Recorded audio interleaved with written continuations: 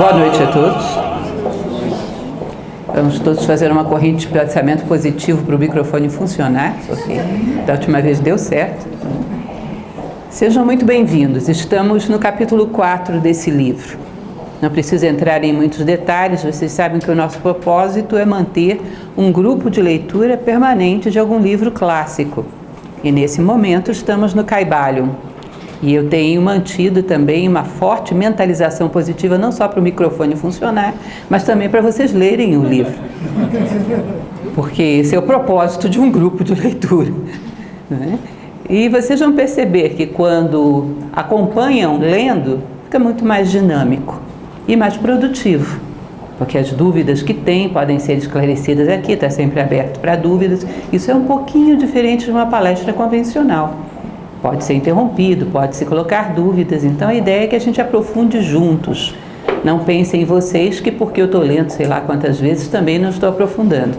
Um dia desses eu levei um grande susto lendo Bhagavad Gita pela 10ª vez. Tinha uma coisa lá que eu nunca tinha visto, ou pelo menos nunca tinha entendido.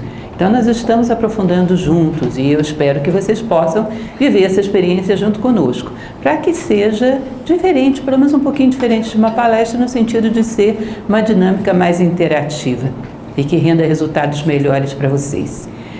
Eu sempre coloco esse verso no início, vai ser sempre assim, nos 15 capítulos vai ser assim, porque esse verso que é citado na introdução desse livro é uma pequena estrofe, de 5 versos, fala sobre o propósito do Kybalion.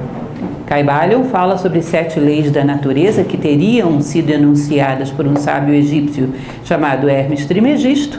E além de falar dessas leis, ele fala da nossa obrigação de não deixar a humanidade esquecer essas leis. Então, Kybalion disse, porque ninguém sabe direito de onde vem essa palavra, que teria alguma coisa a ver com tradição, com transmitir, parecido com Kabbalah, que é a palavra hebraica. Então, esse verso, muito bonito, vamos lê-lo mais uma vez. Não deixeis que se apague a chama, mantida de século em século, nessa escura caverna, neste templo sagrado, sustentada por puros ministros do amor. Não deixeis apagar esta divina chama. Então, essa pequena estrofe de 5 versos está tratando da nossa obrigação de ter conhecimento, de transmitir conhecimento. Porque essa é a melhor herança que podemos deixar para aqueles que amamos, e a nossa obrigação é amar cada vez mais seres humanos. De preferência, um dia amar toda a humanidade. E a melhor herança que podemos deixar para eles é o conhecimento. Já citamos bastante isso, mas vale a pena, como diz a Rede Globo, vale a pena ver de novo, que a nossa preocupação de deixar coisas materiais para os nossos herdeiros não é infundada, todo mundo tem, mas não é suficiente para proteger os nossos descendentes de um futuro incerto. No meio de uma crise social, de uma guerra civil, apartamento não protege, autocontrole sim, fraternidade sim, equilíbrio sim, e é importante a gente lembrar disso, lembrar da máxima platônica, de que a melhor coisa que nós podemos fazer para aqueles que amamos é crescer como seres humanos. Então, se perguntarem para você o que você pode fazer na sua vida pelo futuro, a gente pensa amar, ser justo, tá bom, essas coisas são lindas e são verdadeiras, mas uma coisa é certa, se você disser eu quero amar, você vai amar com a potência que o teu amor tem hoje. Se você disser eu quero ser justo, você vai ser justo com a potência que a sua justiça tem hoje. Se você disser eu quero crescer, consequentemente vai amar mais, vai ser justo de uma maneira mais completa, vai exercer a bondade de forma mais abrangente. Então, crescer como ser humano inclui todos os elementos que são pertinentes a um ser humano. Então, se eu tiver que pedir alguma coisa ao gênio da lâmpada, se vocês encontrarem ele por aí, peçam para crescerem como seres humanos, porque é um bom pedido, garanto para vocês. Vocês vão me agradecer por essa dica. Já falei para vocês sobre um clássico chamado Ramayana, onde um ser, Vibhishana, um personagem importante no livro, obtém de Brahma o direito a pedir qualquer coisa que ele quisesse. Imagina você estar diante de um Deus como Brahma, que na tradição indiana é o Criador, ou seja, onipotente, você pode pedir qualquer coisa para ele. E Vibhishana pede para ele, sabe o quê? Que a minha vontade nunca esteja nem um passo, nem à esquerda, nem à direita da lei. Vocês imaginem o que é um ser pedir uma coisa dessas? E aí, Brahma fica tão comovido com esse pedido que dá a Vibhishana, além disso, a eternidade. Que alguém que não deseja nada mais do que ser uma pura expressão da lei, suplantou o tempo. E a nossa palestra de hoje tem muito a ver com essa vontade humana interminável, infindável, de vencer o tempo. Hoje nós vamos falar um pouco de nada mais, nada menos do que de Deus. E essa percepção de Deus que é proporcional à vontade do homem de vencer o tempo, vencer o espaço, eternizar-se. Que aquele que pensa muito pequeno não pode entender aquilo que é muito grande, aquilo que é tudo, aquilo que é todo. E nós vamos falar dessa concepção segundo a tradição egípcia, que também não é brincadeira. Então é uma palestra complexa, espero poder passar alguma ideia que fique para vocês, alguma coisa que faça diferença. Eu vou dizer uma coisa para vocês, talvez esse capítulo do Kybalion, capítulo 4, o todo, seja onde eu vi mais bem expresso uma diferenciação sobre o que é espírito, o que é alma. Porque todas as tradições falam desse tríptico, desses três mundos, espírito, alma e corpo. E na prática a gente fica meio confuso de saber o que é isso. Aqui eles vão falar disso com muita propriedade. Talvez melhor do que em qualquer outro lugar que eu tenha lido. Bom, capa do livro vocês já conhecem. Não sei se tem para vender aí embaixo, mas espero que tenha um livro. Vocês dizem, tem na internet, é possível que tenha. Mas você ter um livro bonitinho, encadernadinho, por R$20 na sua cabeceira, eu preferiria ter o livro. Eu ainda sou daquelas que tem mania de ter livro. Tá? Então é um livro que vale a pena ter na sua cabeceira. Mais um. Nós sabemos que a minha intenção oculta é colocar uma enciclopédia na cabeceira de vocês. Eu estou chegando, estou indo, já estou no terceiro. Enfim. Isso, uma mesa de cabeceira maior seria interessante, com prateleira de preferência. Bom, então o Kybalion, o estudo da filosofia hermética do Antigo Egito e da Grécia é o nome do livro, mas tinha que ser mais comprido. Tinha que ser Antigo Egito, Grécia, Idade Média, Renascimento, porque na verdade esse conhecimento foi muito longe. O último momento em que ele esteve mais evidenciado foi de fato no Renascimento. Mas é um conhecimento que é misterioso e é válido, nós poderíamos dizer que para qualquer tempo, porque a intenção dele é exatamente superar aquilo que é temporário, aquilo que é passageiro.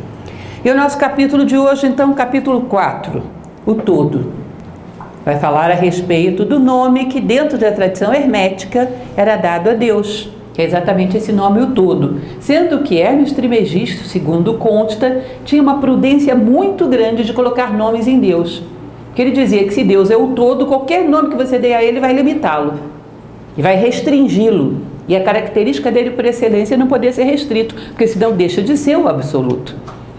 Então ele vai tratar dessa abordagem.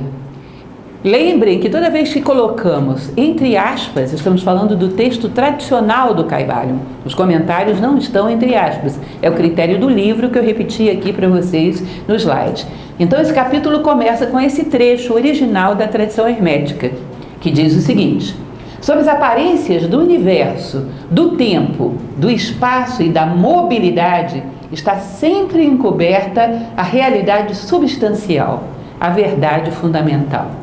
Deixa eu ensinar uma coisa para vocês. Não tenham medo das palavras. Porque quando a gente lê um trecho como esse, não é um vocabulário muito convencional, né? A gente se assusta. Às vezes tenho medo, por exemplo, de mandar uma pessoa ler Platão, sem prepará-la um pouco antes para isso, porque nós assustamos com as palavras. Nós estamos acostumados com literatura fast food, tudo muito mastigadinho, McDonald's literário.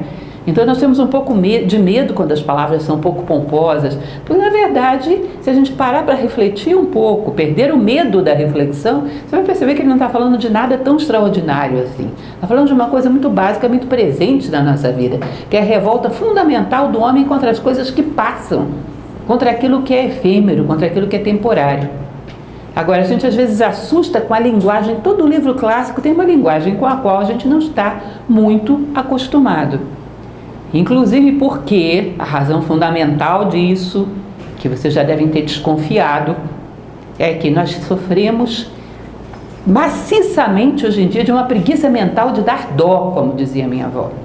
É ela que é a origem da preguiça física, inclusive. Nós estamos acostumados com as coisas todas muito pensadas. Estamos acostumados a ter uma inércia, a rodar o software vida. Não pensar, não refletir sobre a vida. Então, quando a gente pega um livro clássico, qualquer livro que a gente tenha lido até agora e que venha a ler, quando eu li o Profeta de Caníbal Gibran, as pessoas me diziam isso. Aí eu li esse livro, eu achei tão bonito, mas não entendi nada. Ou então nem conseguir ler 2 ou 3 capítulos, porque dá trabalho, os livros clássicos dão trabalho. E é um trabalho bom, porque esse é o trabalho fundamental da vida, pensar a sua própria vida. Mas a nossa sociedade, nos termos que temos hoje em dia, ela te dá a ilusão de que a vida já está pensada, é só você dar o play e executar o software vida. Você já está vivido, a vida já está toda pensada. Isso não é verdade. Se existe uma coisa que a vida não está, é pensada. Nós vivemos com enigmas, nós vivemos, acordamos e dormimos com um mistério. A vida não está pensada. A vida humana é um mistério na sua imensa maioria. Muito pouco desvendamos da condição humana.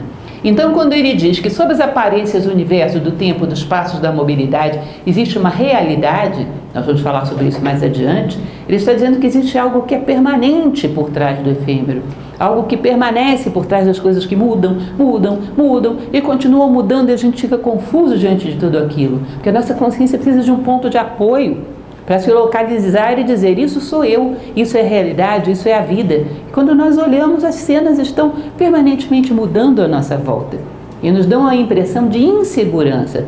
O ser humano moderno é, sobretudo, o ser humano contemporâneo, sobretudo um inseguro, porque ele não tem um ponto de apoio fixo onde ele possa apoiar os pés e dizer, eu sou.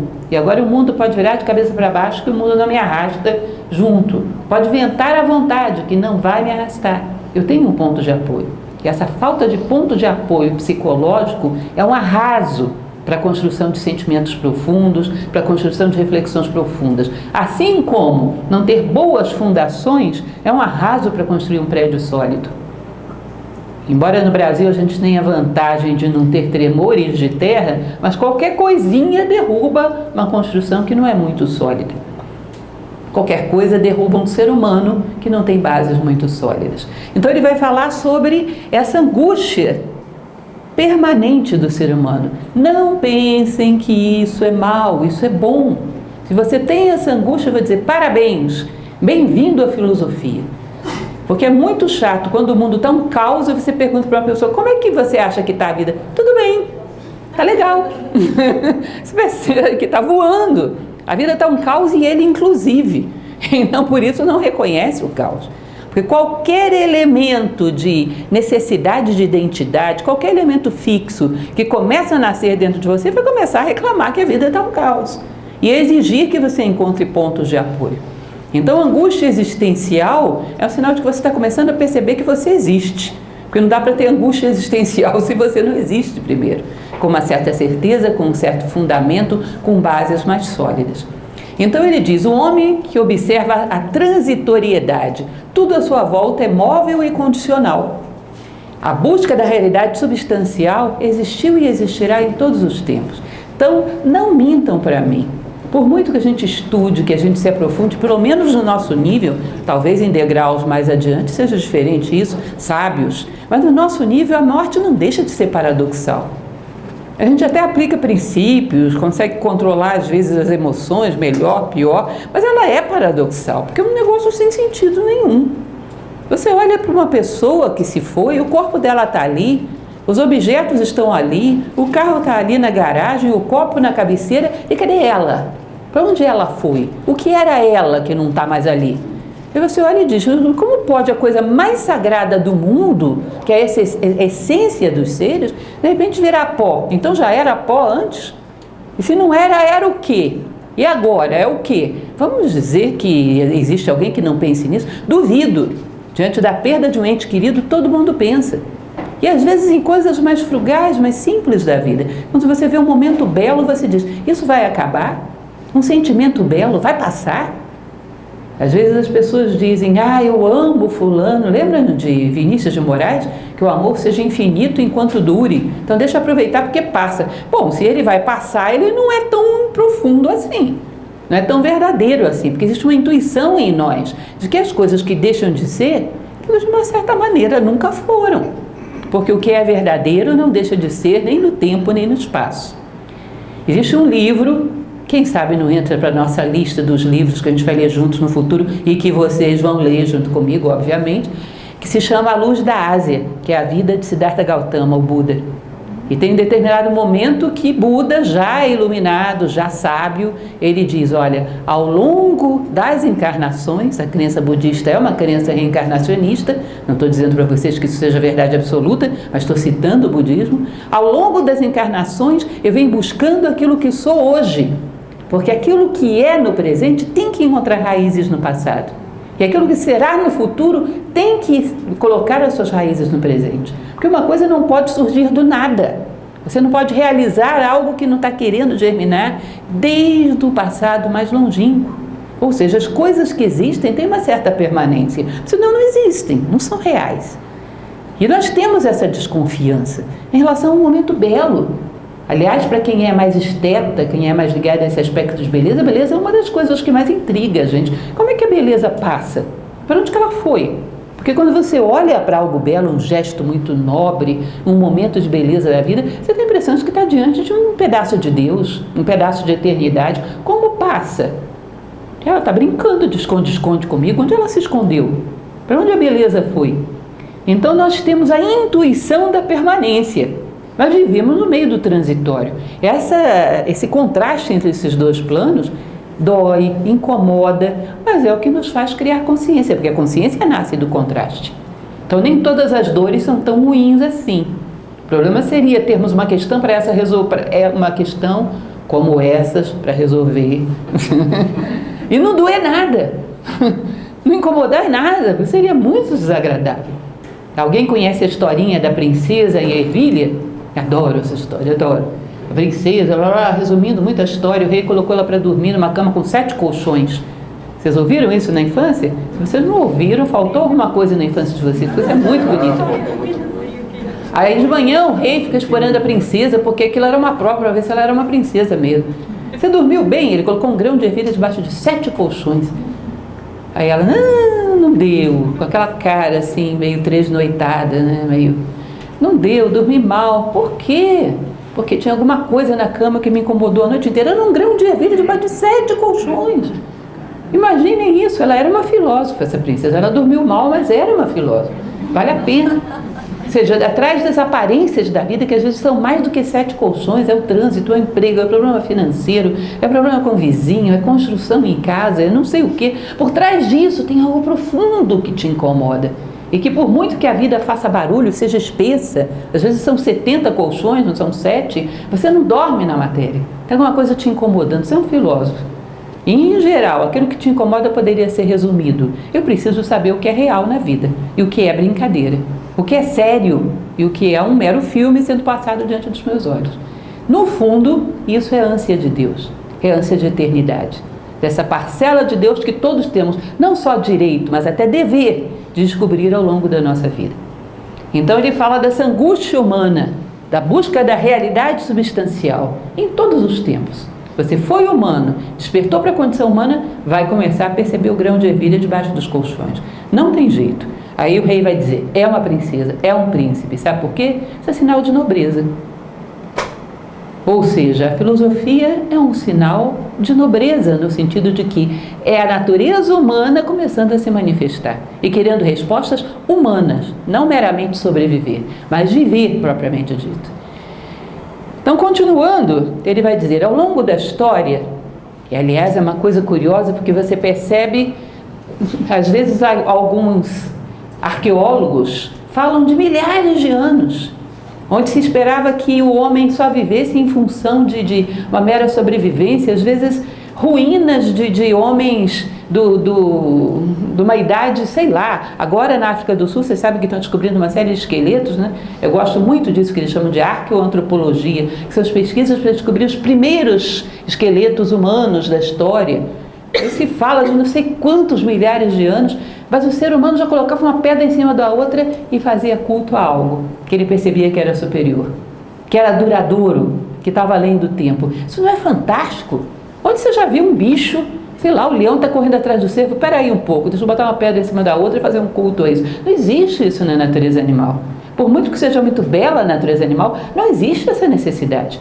Ou o leão para de correr atrás do cervo, tá um pôr do sol lindo, deixa eu apreciar aqui. Depois eu pego outro cervo, eu não vou perder esse pôr do sol. Não vai. Sentimentos éticos, estéticos, que são caça de atributos de Deus. Nós não caçamos só alguma coisa para encher o nosso estômago, mas para encher também a nossa alma. Isso é uma necessidade humana e sempre houve, enquanto houve um ser humano. Mircea Eliade, ele costumava dizer, um antropólogo, que o ser humano não é simplesmente aquele que não é o homo erectus, é o homo religiosus, é aquele homem que sabe se colocar não apenas de pé e andar em duas pernas, mas sabe se colocar de joelhos diante de algo que ele reconhece como sublime, como belo, como duradouro. Então ele vai dizer que ao longo da história sempre houve essa busca. E os hermetistas, ou seja, os seguidores de um sábio egípcio chamado Hermes Trismegisto, chamavam esse ser de o todo. Eles achavam que esse nome era bom. Eu acho simpático também. Porque quando você coloca um outro nome qualquer, tende a gerar exclusão. Então, eu sou seguidora de Deus, você é de Zeus, ele, sei lá, de qualquer outro deus escandinavo, Thor. No fundo, são tudo a mesma coisa, mas a gente, como colocou um nome, gera uma certa tendência à projeção do nosso egoísmo sobre esse nome. E aí, daqui a pouco, vai gerar problemas. Você coloca o todo. Se você segue outra coisa que não é o todo, ele tem que estar dentro do todo. Tem que ser a mesma coisa, porque senão o todo não seria todo. Se tiver alguma coisa fora dele, ele não é todo, ele é uma parte. O absoluto, se tiver alguma coisa fora dele, ele é relativo. O uno, se tiver alguma coisa fora dele, ele é dois. Então, se eu negar aquilo que você acredita, eu estou negando o que eu mesmo acredito, porque eu estou limitando. Eu, se eu limito Deus, ele deixa de ser. Então, baseados nessas reflexões, os hermetistas chamavam Deus de o todo. Eles diziam, é um bom nome, porque você luta contra esse fantasma que persegue o ser humano ao longo da história, que é a projeção do seu egoísmo nas coisas que ele acredita. Daqui a pouco, como eu sou o maioral, o meu Deus também é o maioral. Se ele é o maioral, é sinal de que ele não é o todo, porque tem um minoral que está fora dele. Então eu já perdi a minha condição de totalidade. E quando eu excluo alguma coisa de Deus, eu excluo alguma coisa da minha vida. E daqui a pouco eu não tenho fraternidade. Daqui a pouco eu tenho preconceitos. Daqui a pouco tenho conflitos de todos os tipos. Então aquilo que você adota como verdade nesse campo, vai acabar adotando como verdade em todos os campos da tua vida e vai ter problemas de convivência, vai ter problemas de inclusão de novos conceitos na tua vida, pode ser um dogmático, vai excluir um monte de coisas de si próprio, se exclui alguma coisa de Deus. Entendem essa ideia? É um paralelismo inevitável. Então o todo é um nome bom, é um nome simpático. Era o nome que os hermetistas chamavam a Deus. Eu trouxe para vocês um conceito aqui infiltrado, porque é um conceito do mito da caverna de Platão, mas serve demais para entender essa ideia do hermetismo. Vocês sabem, moda na Grécia era ir para onde? Não era para Disney, não tinha Disney na Grécia, era o Egito. Moda em Roma era ir para a Grécia. Era assim, esses grandes povos se inspiravam naqueles que vinham atrás, que sei lá porque cargas d'água tendiam ainda a ser um pouco maiores do que eles. Se a gente pensa dessa maneira, a gente percebe que do ponto de vista humano a humanidade deu uma decaídazinha, né? Porque a Grécia sabia que o Egito era maior do que ela. E a Roma sabia que a Grécia era maior do que ela. Então não sei o que foi que aconteceu aí, mas a humanidade deu uma atrapalhada em relação ao seu conceito de crescimento humano. E começou a investir no crescimento das coisas e não das pessoas. Então as coisas desenvolveram muito e as pessoas ficaram lá atrás. O desenvolvimento humano deu uma freada, deixou de ser o foco. Então Platão, que era um aprendiz desses conhecimentos egípcios, ele dizia o seguinte, que existe um critério de realidade em cada época. Ele estava falando da época dele, viu? Ele já dizia que era assim, imagine a nossa. Ele dizia, se você pega um egípcio, pegasse um egípcio antigo no meio da rua e perguntasse para ele o que é a realidade, o plano espiritual ou o plano material, ele não ia ter muita dúvida. E eu estou falando do egípcio comum, no meio da rua, porque era um valor cultural. Ele diria, o plano espiritual é verdadeiro, material é uma ilusão. Agora, se você pega um homem atual e pergunta a mesma coisa para ele, no meio da rua, se ele tiver honestidade para te responder o que realmente pensa, o que realmente sente, ele vai te dizer, o plano material é real. Espiritual o pessoal diz, mas cadê a foto? Cadê a prova? Quem foi lá e voltou para me contar? Não tem. Então é uma ilusão, é uma hipótese. Nós sabemos que é assim que se pensa, porque o critério do homem moderno, ou contemporâneo, para ser mais exata, é sensorial. O que você toca, o que você vê, o que você prova é real. Os sentidos dão realidade às coisas. Para o mundo antigo, o critério de realidade era eternidade. O real é aquilo que não deixa de ser. Se deixa de ser é como uma sombra. Parece some porque nunca foi. É meramente uma projeção de algo que é, num palco de espaço-tempo. Então aparece e some é sinal de que nunca apareceu de fato. Era uma ilusão. Então o nosso critério de realidade hoje está muito equivocado. Daí que a gente não procura nada que seja duradouro, porque isso não é o nosso foco. É muito difícil você encontrar o duradouro procurando. Sem procurar, sem chance. Lembrem daquela frase lá de Buda. Tem certas coisas que eu já repeti muitas vezes, que são bem conhecidas, mas ser bem conhecido não significa que é bem entendido, né? O professor Jorge Ângelo Livraga, que é o fundador de Nova Acrópole, ele dizia: o homem não vive das coisas que ele come, ele vive das coisas que ele assimila, que é uma parcela daquilo que você come. Ou seja, a gente não vive das informações que a gente recebe, mas daquelas que a gente converte em informação, que a gente assimila como parte da nossa vida. Então, certas histórias é bom a gente tornar a ouvi-las, porque demora muito tempo para assimilarmos alguma coisa. Essa história diz que Ananda, que era discípulo de Buda, falou para ele: mestre, por que você não divide o seu conhecimento com o mundo? E Buda riu e falou: Ananda, vai naquele povoado e pergunta o que as pessoas mais querem da vida. Estou resumindo bem, vocês estão vendo, né? Aí o Ananda foi lá, fez uma pesquisa de opinião pública, Ibope, saiu batendo na porta de todo mundo, voltou. Mestre, seguinte, metade do pessoal quer viver mais. A outra metade, um quarto quer ter mais dinheiro. A outra quer casar os filhos, a outra quer construir uma casa melhor. Aí o Buda pergunta: quantos querem a sabedoria?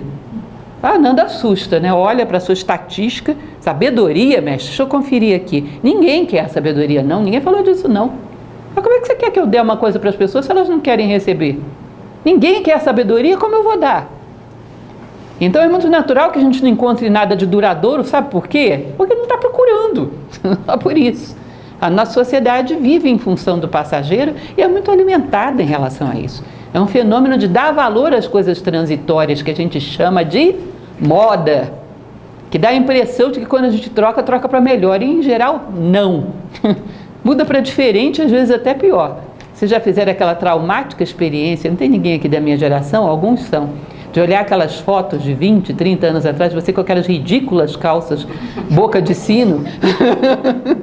Ou seja,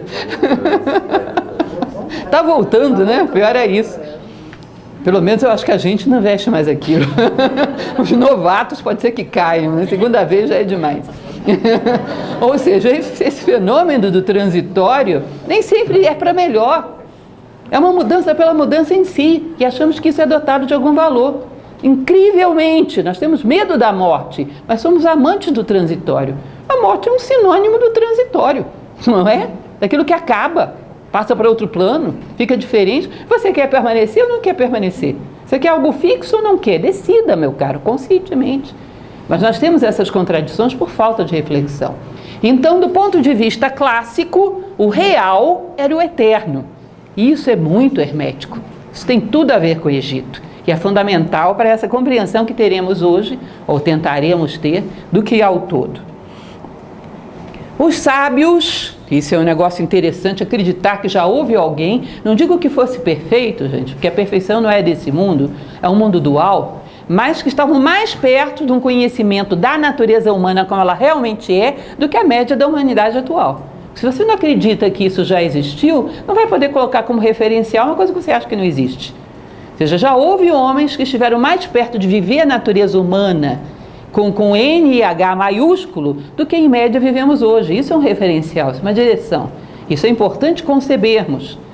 Lembrem que eu falava para vocês que teve uma época que eu fiz essa brincadeira, foi uma brincadeira muito útil, que era pegar tudo quanto é livro que me aparecia pela frente, toda vez que alguém descrevia como eu era um sábio, eu copiava. Aí colocava umas cartolinas coloridas na porta do meu armário que ficava horroroso, não é nada estético aqui. Mas todo dia quando eu acordava de manhã eu via, um sábio faz tal coisa, um sábio é assim, um sábio responde assim à vida. Porque eu precisava fixar um referencial de vida. E precisava trazer isso para uma realidade concreta. Precisava imaginar como é o sábio no engarrafamento da ponte do Bragueto. Isso era importante para mim. Quando chega atrasado no trabalho, quando a ponte JK fecha, como eu, não sabe? Precisava trazer essas coisas para a minha vida, precisava exercitar a imaginação. Isso é fundamental. Se você não tem referencial, não pode caminhar para ele. Então os sábios diziam que o todo sempre será incognoscível, ou seja, uma palavra complicada significa impossível de ser conhecido. Evitar andar em círculos, tentar abarcar o infinito com a mente finita. Aí você vai dizer, mas que coisa mais desanimadora? Então, todo que você disse para a gente que é Deus é impossível de ser conhecido? Como um todo, pela mente humana, lamento dizer isso para vocês em plena noite de segunda-feira, mas é. Sabe por quê? Porque a mente humana é uma máquina maravilhosa, mas ela tem limitações, ela foi feita para trabalhar no mundo concreto, e o mundo concreto é todo dividido. Então, ela tem um modus operandi que é o seguinte, ela coloca adjetivo nas coisas, para entender. Isso é redondo, isso é quadrado, isso é vermelho, isso é azul, isso é macio, isso é resistente. É assim que ela conhece, através de adjetivos. E qualquer adjetivo é uma limitação. Se uma coisa é redonda, ela não é quadrada. Se uma coisa é macia, ela não é resistente. Se ela é azul, ela não é vermelha. E quando ela não é, esse não é fica do lado de fora dela, vira 2. Que aí já não pode mais ser Deus. E como é que a mente vai trabalhar com uma coisa que é tudo ao mesmo tempo? Você tenta imaginar esse objeto, esse ser. Não dá, a mente diz, para, tira alguma coisa. Senão não vai dar. Ela te pede, divide, senão não vai dar. Então a mente não vai abarcar o todo. Inclusive, é uma observação que eu sempre faço para vocês, porque hoje é um caminho fácil determinados cientistas. Poucos, a maioria dos cientistas do nosso momento histórico costumam ser muito sérios e muito criteriosos. Mas tem uns que talvez por não terem tanto sucesso na ciência, se dedicam a falar mal de Deus para poder fazer sucesso. E aí vão escrever livros, Deus não existe, Deus é um delírio. Bom, e aí vão tentar provar com equações matemáticas que Deus não existe. Mas desde quando uma equação matemática é capaz de conter Deus? Isso é uma brincadeira de mau gosto, infantil. É o método mais fácil para o sucesso, criticar, já que você não pode construir dá mais trabalho. Então isso não é sério, nem tentar definir Deus, nem tentar provar que Deus não existe. Com a mente e com essas equações matemáticas maravilhosas que a gente tem, que mais perto da totalidade são muito pouco, não vai dar, isso é infantil. Agora, isso significa que não podemos ter nenhum conceito em relação à totalidade? Não, porque isso seria um outro extremo, outro vício que temos, o vício dos extremos. Ou seja, estamos totalmente numa posição política, não deu, vamos totalmente para outra. Temos paixão por uma pessoa, não deu, temos ódio. Gostamos demais disso, não deu, detesto isso, está me engordando, está me fazendo mal, está não sei o quê. Nunca tem o caminho do meio. Esse radicalismo humano é terrível, porque a sabedoria é o caminho do meio. Caminho sóbrio, equilibrado, que vê as coisas como elas são, e não através das minhas paixões ou repulsões. Porque isso tem mais a ver comigo do que com as coisas. Não tentar encontrar o caminho do meio significa, eu não acho que a razão vai abarcar totalmente Deus, mas eu acho que ela vai me dar umas dicas boas e que vão atender bem a minha necessidade de vida. E essas dicas não podem ser desconsideradas. Como é que o hermetismo falava essa frase? Aliás, antes disso, uma coisa interessante que ele vai falar é que, além daqueles que tentam abarcar Deus com a mente ou tentam negar Deus com a mente, tem aqueles que cometem um outro pecado, que é associar Deus a uma forma antropomórfica e tomar isso ao pé da letra. Porque isso é até uma necessidade, gente. Existe um livro bonito, podem contar com o peso dele na mesa de cabeceira de vocês algum dia, que é um livro chamado A Teofania, de um mitólogo que eu gosto bastante, que se chama Walter Otto. Nessa teofania ele explicava a mentalidade dos politeísmos, por exemplo. Ele dizia, olha, você tem que ver um aspecto de Deus de cada vez, isso é pedagógico, aquele que você mais necessita ver agora. Então, se eu tenho problema, por exemplo, para amar, tenho meu coração bloqueado, as minhas emoções bloqueadas, é interessante, se eu sou um grego, entender Afrodite. Se eu tenho dificuldade para lidar com pensamentos negativos, com emoções negativas, é interessante, se eu sou uma grega, entender Artemis, que é a pureza. Se eu tenho dificuldade de lutar contra as adversidades da vida, é interessante eu entender Ares, que é o deus guerreiro. Mas em nenhum momento eu posso achar que Deus é só Ares, é só Afrodite, é só Artemis e começo a brigar com você que acha que Deus é Apolo. ou com você que acha que Deus é Zeus. Porque aí significa, eu não passei através dessa realidade simbólica. Eu coloquei ela como uma definição em si. Limitei Deus. Se eu limitei Deus, eu vou me fanatizar. E isso vai gerar algum tipo de conflito contra aqueles que não acreditam que Deus é exatamente a mesma coisa que eu acredito. Vai gerar algum tipo de polarização. Então esse é o grande problema, e não pensem que são só as civilizações politeístas. Qualquer conceito, e não só religioso, às vezes até científico, às vezes até político. Quando você ousa achar que a realidade é só aquilo, ao invés de ver através daquilo, olha, você vai se fanatizar e vai gerar um conflito. Toda e qualquer definição é pedagógica. Então, quando o menino lá de 7, 8 anos que está fazendo primário, pensa que não existe nada mais evoluído do que as 4 operações, e qualquer um que diga isso é um herege, isso seria uma estupidez louca da nossa cabeça. Mas nós fazemos algo muito parecido. Nunca entenderíamos isso, mas fazemos algo muito parecido. Pegamos definições que não são más, são úteis, e pegamos como a única, como a definitiva. Então, só para concluir esse slide, essa deusa que está aí é Aditi. Aditi, dentro da tradição indiana, significa sem ataduras, sem limites. Vocês percebem que é muito parecido com o todo? Vocês estão vendo que os 3 grandes deuses da tradição hindu, que é Brahma, Vishnu e Shiva, estão dentro dela. Então é difícil que vocês vejam uma tradição dessas politeístas que a gente entende tão pouco hoje, que por trás não tem a unidade, por trás de todos os deuses. Em geral tem. Platão, quando falava da sua cidade ideal, ele falava de 12 tribos, que no centro tinha a unidade. Mas você, se precisava entender o amor, moraria na tribo de Afrodite. E sabe quando é que eu vou deixar você mudar daí? Quando você tiver uma boa relação com o amor. Aí eu vou ver para onde você muda. Sejam mudanças programadas, de acordo com a mudança interna. Mas eles sabiam que aquelas 12 tribos, aquele disco, tinha um centro. Não tinham essa ilusão. A tendência do homem a fanatizar e pegar uma parte como o todo não depende de religiões politeístas. Às vezes não precisa nem ser uma visão religiosa. Então ele diz, cuidado, porque o antropomorfismo pode ser uma presunção de projetar no ser divino os teus próprios defeitos e as tuas próprias imperfeições, que quebra totalmente o referencial moral. Porque se você tem um ser divino tão cheio de imperfeições, o que não posso eu? Quais são os meus limites morais? Não existem.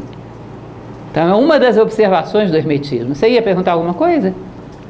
Você estava comentando, obrigado mais uma vez, parabéns, mas você me lembrou uma coisa que eu li, estava falando sobre a definição de Deus, que quando Deus é extremo, ele é só Deus, ele fica tão distante de mim, da minha realidade humana, que ele acaba não se comunicando comigo, eu também não me comunico com ele, porque ele é tão perfeito, e eu tão consciente, ou talvez nem tanto. Na minha limitação, não temos muita identidade. Então, ele acaba ficando muito distante daquele que pensa assim. E quando Deus é muito humano, ele fica tão humano que deixa de ser Deus. Também é outro paradoxo que se dá. Concordo, é uma visão interessante. Você precisa do herói, que é um ser que está cheio de defeitos, mas tem uma qualidade excepcional e que conseguiu impor essa qualidade sobre os outros elementos da vida dele, mas você sabe que é humano.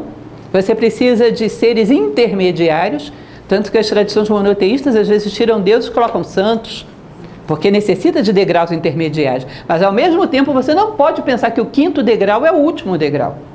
Tem muitos para frente. Então todas as coisas são integradas e necessárias. Eu concordo com você que se você tiver um abismo no meio do caminho vai ficar difícil. Porque você vai achar que Deus é tão grande e você tão pequeno que não dá para caminhar para Ele. E você tem as tradições religiosas dizendo, sede perfeitos, como o vosso Pai no céu é perfeito. Então é para caminhar para Ele, mas está longe. Porque você tirou os degraus intermediários. Então dá uma impressão de um salto abrupto que não vai dar.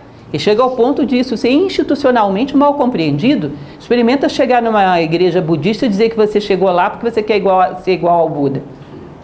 E em qualquer outra religião isso vai ser meio estranho. Porque fica tão distante que as pessoas não acreditam que isso é possível. Então os intermediários são necessários, contanto que você saiba o que eles são, intermediários. Percebe que é um pouco do conceito de justiça platônico para quem conhece. Saber o que cada coisa é e saber o que eu sou. Eu sou humano, tem heróis, tem seres grandiosos e tem o todo. Cada coisa no seu lugar, como dizia Platão, não existe mal no universo. Nada, você não pode prescindir de nada.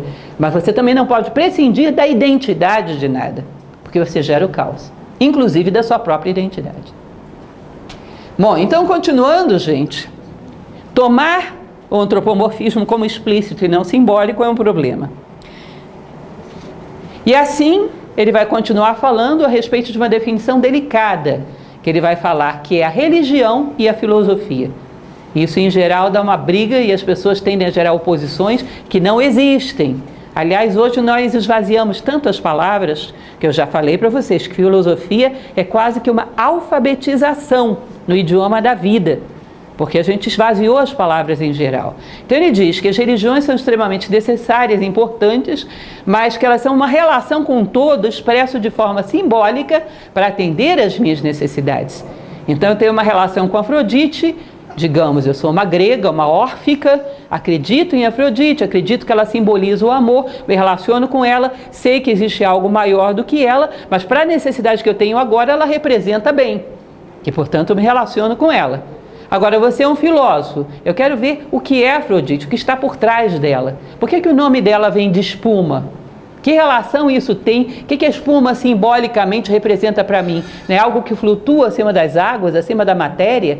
Que reflete a luz do sol, que reflete algo de celeste? Será que tem algo em mim que boia acima da matéria também e que também reflete o céu? O que será que Afrodite significa em mim? Qual é a lei que ela está simbolizando? Para que eu entenda e me harmonize.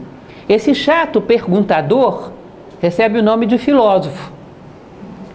E ele pode continuar se relacionando com a Afrodite, ela ser um símbolo importante para atender as suas necessidades, mas ao mesmo tempo ele tem necessidade de saber o que está por trás de Afrodite, em termos de lei de universo, de lei profunda do universo, de braço de Deus estendido sobre o cosmos, para entendê-lo e se harmonizar conscientemente com ele.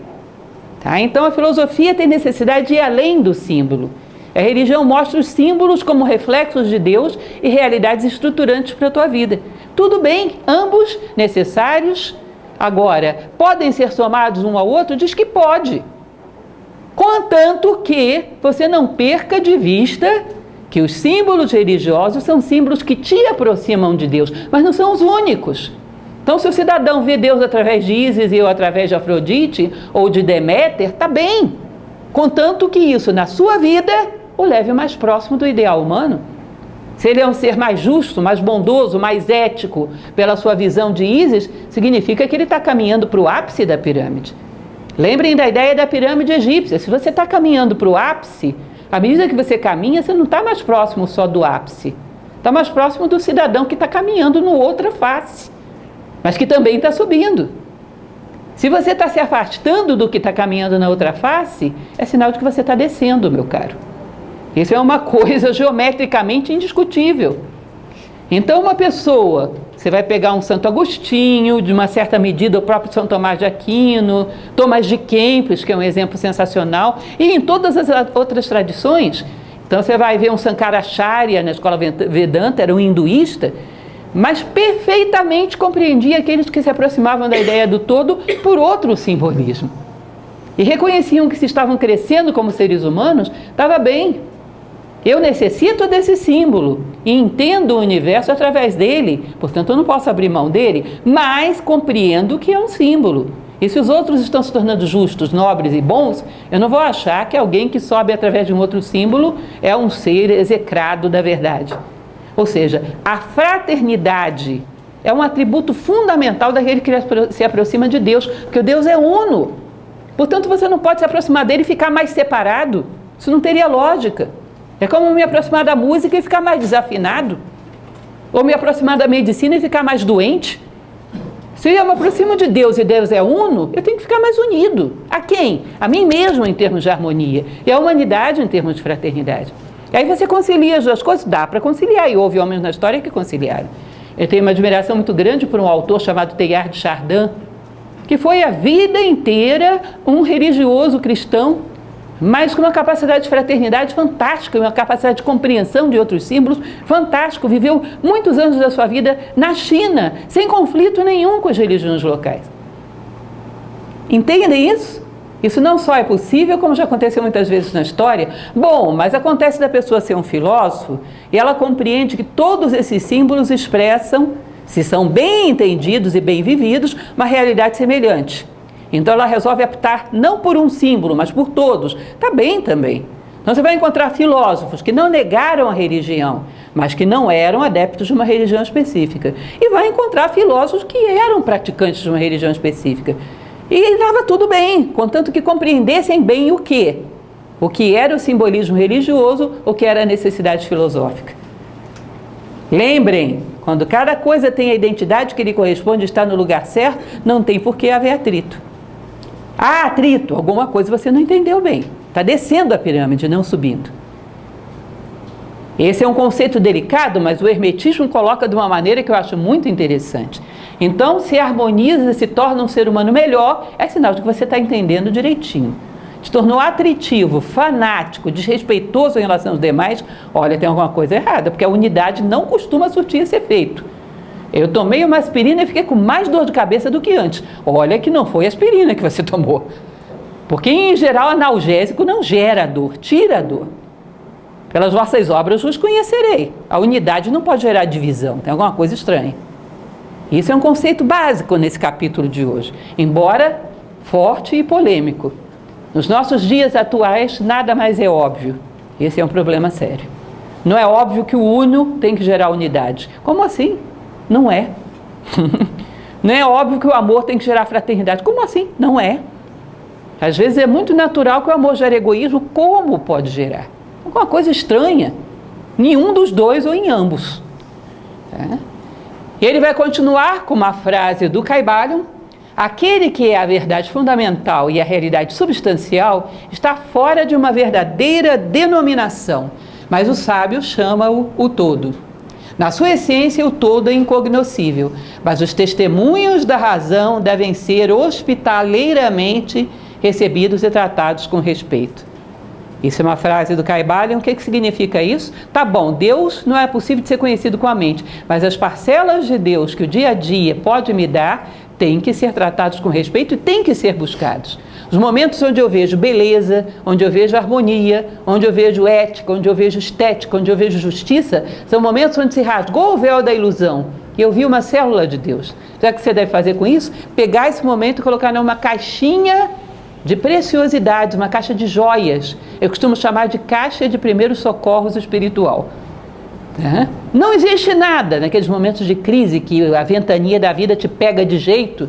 Ué, mas eu vi tal coisa, eu vivi tal coisa. Ah, então existe. Essas coisas têm que ser preciosamente buscadas e guardadas. Um momento que eu vi a beleza, um momento que eu vi a justiça, um momento que eu vi a fraternidade, é uma célula de Deus que eu vi.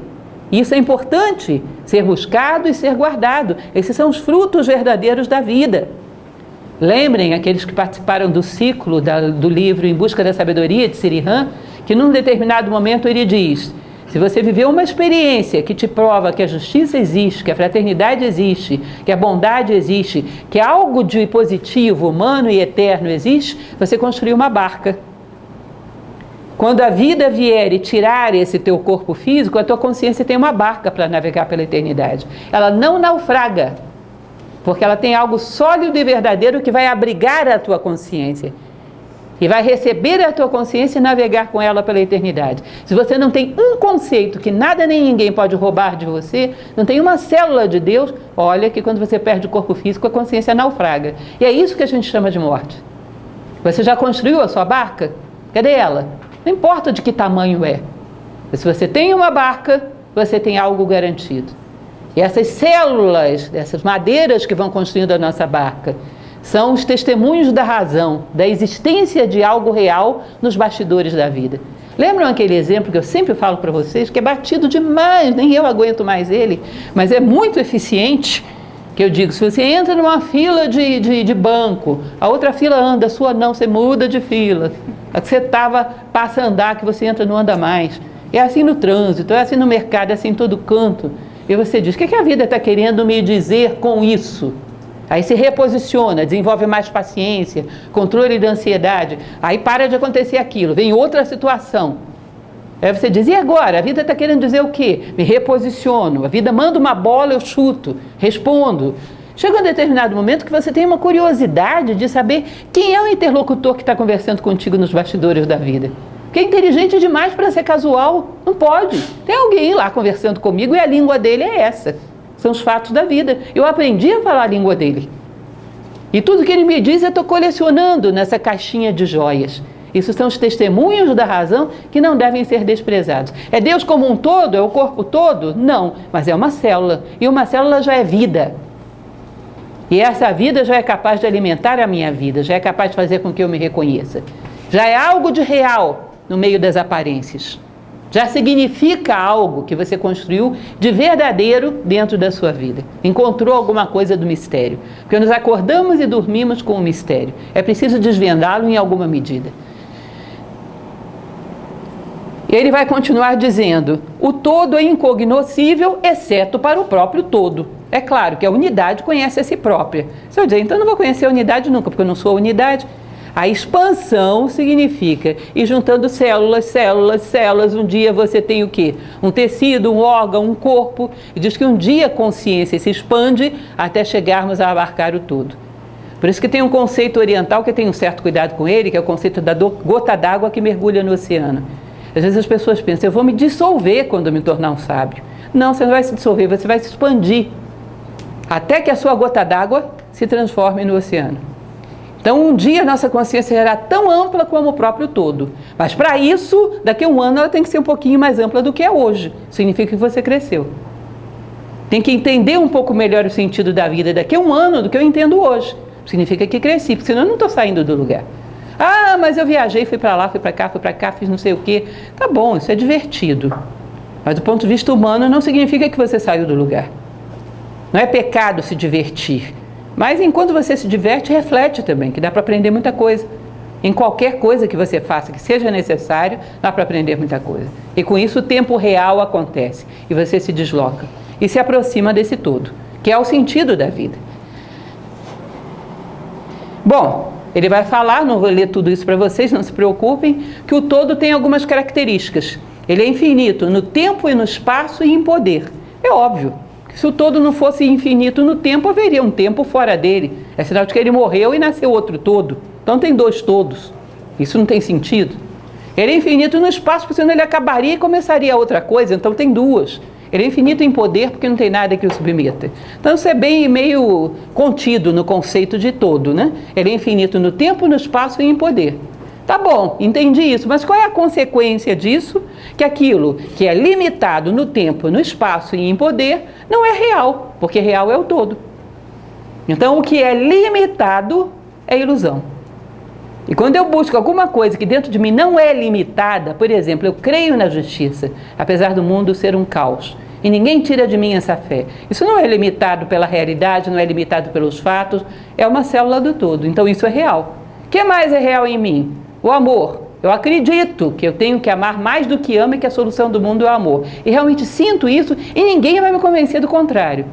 Olha, como diz lá o provérbio bíblico, nunca diga dessa água não beberei, porque é possível alguém acreditar no contrário. Há quem acredite. É possível convencer o ser humano do contrário. Não, mas ninguém tira isso de mim. Eu tenho uma experiência que me permite perceber que por muito que o mundo seja cruel, eu ainda acredito que o mundo é uma realidade, que o amor é uma realidade, que a fraternidade é uma unidade. Perdão, que a fraternidade é uma realidade. Estou um pouco confusa, mas passou. Então, eu tenho alguns conceitos que são reais, a vida já valeu. Porque só é real aquilo que não pode ser dividido, não pode ser fragmentado, não pode ser roubado de você. O que é dividido, o que é fragmentado, o que passa, não era real. Então o amor lá do Vinícius de Moraes, que é infinito enquanto dure, se deixa de durar, é porque nunca durou. É porque nunca existiu. O que passa é porque nem chegou. O que foi é porque nem veio. É uma mera ilusão. As coisas que permanecem são reais. O que permanece dentro de mim? Isso, bom, já tenho a barca. Isso é real. Tudo que é passageiro é ilusório. Pode ser até pedagógico.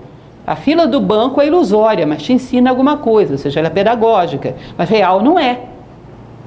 Ou seja, uma ilusão pedagógica tem um propósito, faz parte das regras do jogo, mas não é real. E é muito importante encontrarmos a realidade. Inclusive porque a felicidade humana consiste exatamente no tanto de realidade que ele encontrou na sua vida. Continuando, ele vai dizer: A matéria é energia em níveis densos de vibração, mas a matéria não pode gerar vida nem mente. Eu coloquei ali o exemplo da geração espontânea. Vocês devem lembrar que tinha um cientista, tempo de colégio que a gente estudou isso, Van Helmont, que ele dizia que você juntava pano, juntava lá umas sujeiras e nascia rato dali. Vocês lembram disso? Aí todo mundo disse, é louco esse Van Helmont. E hoje ninguém acredita mais nisso. Tal da geração espontânea, que matéria podia gerar vida. Nunca. Só vai aparecer rato se tinha mãe e pai de rato, que gerou o rato.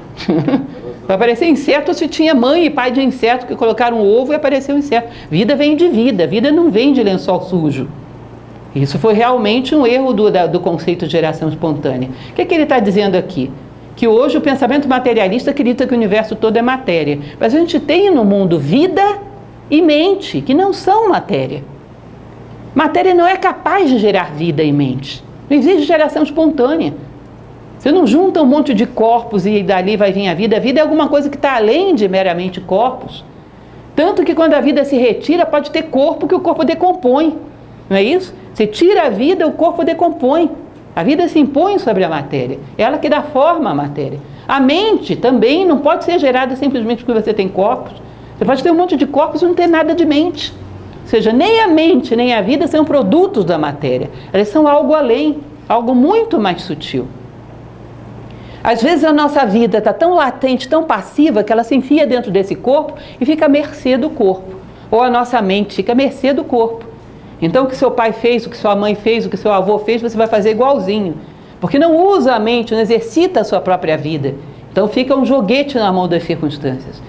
Mas isso não significa que você não tenha a possibilidade de se impor sobre as circunstâncias. Significa que você ficou passivo e abriu mão dessa possibilidade. Porque quem quis virar o jogo, virou. E a mente é que se impunha sobre o corpo e não o contrário.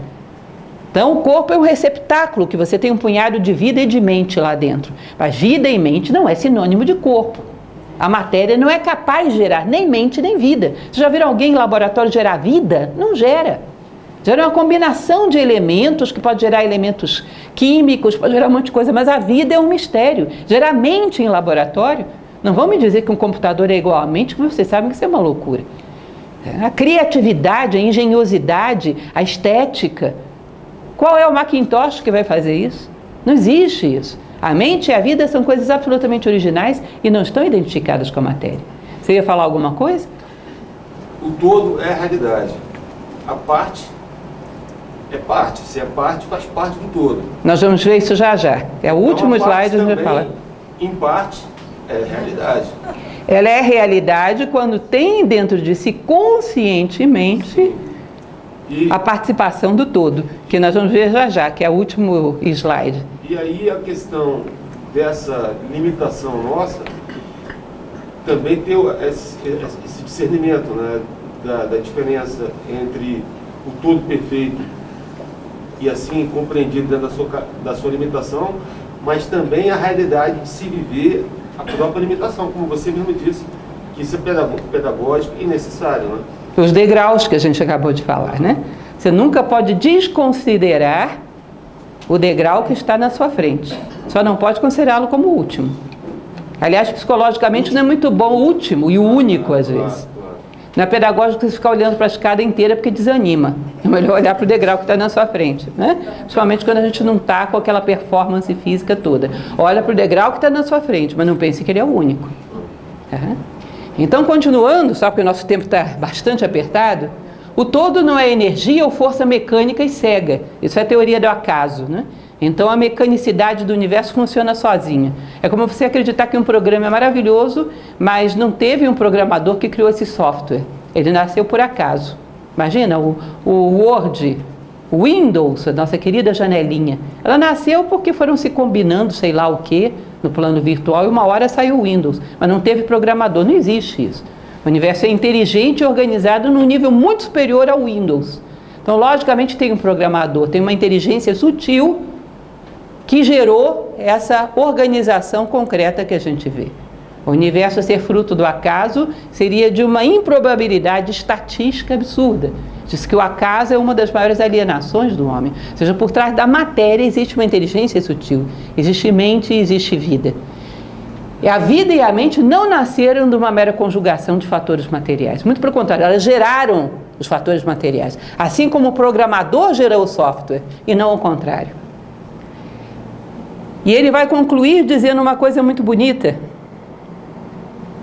O todo está muito acima da vida e da mente, tal qual conhecemos, aprisionadas e limitadas por energia e matéria. Ou seja, o todo não é um prisioneiro da matéria, ele é o criador da matéria. E aí ele vai fazer aquela definição que eu falei para vocês, que eu acho muito bonita. O todo é infinitamente vivente, que os sábios chamam de espírito. Então, espírito seria sinônimo de infinitamente vivente. Aí vem o exemplo que eu falei para vocês, que eu acho muito bom para explicar espírito, alma e corpo. Que não é um conceito propriamente egípcio, é um conceito indiano, mas encaixa aí como uma luva, que é a história do Sutratma. Imaginem o seguinte, o colar de pérolas. Alguns estão cansados de conhecer esse exemplo, eu dou muitas vezes. Cada pérolazinha é um ser vivo. Imagine uma pérolazinha dessa, que está totalmente voltada para fora, para a sua superfície, para o seu brilho, para brilhar mais do que as outras pérolas daquele colar. Mas um belo dia essa pérola sofreu de crise existencial e resolveu encontrar a sua essência, algo mais duradouro. Como ela só está acostumada a ver o que ela é materialmente, ou seja, a pérola, quando ela olha para dentro ela se encontra um vazio, porque ela não consegue reconhecer o fio é de outra natureza. Mas de tanto ela se concentrar e buscar, esse vazio interior, num determinado momento, vai ser preenchido por uma visão. Ela vai ver aquele pedacinho de fio que passa por dentro dela.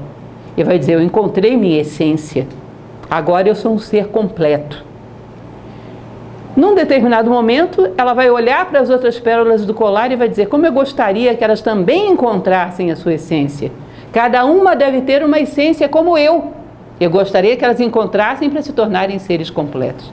Qual é a conclusão da história da pérolazinha? Um belo dia ela vai perceber que aquele fiozinho que passa dentro dela não passa só dentro dela, é o mesmo que passa por dentro de todas as pérolas do colar. Não são muitos, é um só. O que ela viu foi um episódio do fio, o momento em que ele passa dentro dela. Agora entendam, a pérola, corpo, o pedacinho do fio que passa por dentro dela, que a anima, que a movimenta, alma, e o fio como um todo, espírito. Entendem essa ideia? Espiritualmente não seríamos muitos, seríamos um só.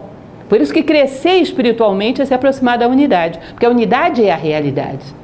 Ou seja, o pedaço de fio que te anima, que passa por dentro de você, alma, o fio como um todo, espírito. E se você cresce espiritualmente, não vê a parte do fio que passa dentro de você, vê o fio como um todo, que te une a todos os seres e que é um só. Então, por isso, para eles é tão apropriada a ideia de Deus como sinônimo do todo. E crescer espiritualmente é perceber, não um pedacinho, mas o fio como um todo, que passa por dentro de todos os seres do universo.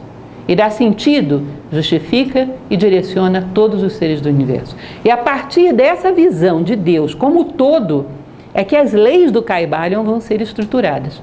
Por isso que esse capítulo é colocado logo no início, para que a gente entenda o que vem por aí, que são as 7 leis organizadoras do universo. Mas esse conceito, essa imagem, se vocês guardarem, nunca mais vão se confundir quando se falar de espírito, de alma e de corpo. E crescimento espiritual significa unidade, fraternidade, harmonia, equilíbrio, porque você unifica inclusive dentro de você. Qualquer outra coisa significa, está descendo a pirâmide. Qualquer outra coisa não é o efeito que se espera de alguém que está caminhando para a unidade. A unidade, quanto mais você se aproxima, te torna mais semelhante a ela, tanto dentro quanto fora. Pelas vossas obras vos conhecerei. Bom, e isso então é a nossa visão de hoje do Kybalion. Avançamos um pouquinho no nosso horário. Eu convido vocês, semana que vem, então, aqui nesse mesmo horário, um pouco mais curtinho do que hoje, espero, mas veremos a primeira lei, que é a lei do mentalismo, o universo é mental, que é o capítulo 5, que obviamente, como eu sou uma pessoa de fé, eu sei que vocês vão chegar aqui tendo lido. Tá certo?